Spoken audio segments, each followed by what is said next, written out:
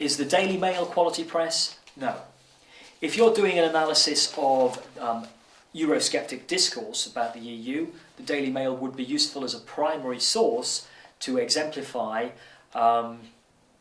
the lack of objective reporting of the EU. But I do not expect to see, and I will penalise anyone who uses non-quality press sources to report substance. Yeah. There are a few people did it in GPE, and it's just totally inappropriate. Even the little bit of truth that's in that stuff is just not deep enough. It's just too superficial. It's not appropriate for the task that you've been asked to do. There should be none of it there. So the quality press is quite restricted. Okay, it's quite restricted.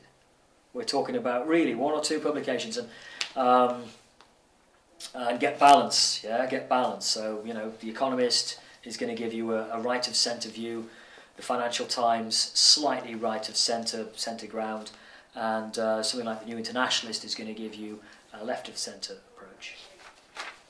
It's good to do that because you're getting some of the debate that's reflected then in deeper academic discourse, but it's giving you a quick access to the issues.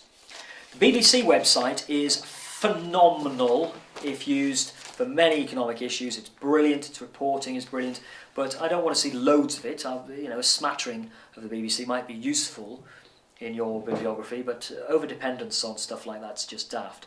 And what also is important there is you should really be going behind the initial pages, and you should be going to the experts who write for the BBC. People like Stephanie Flanders and Paul Mason are highbrow writers. They're accessible and concise, but they are deep.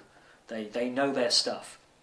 So go to their columns, go to their more detailed reports. Their stuff is good.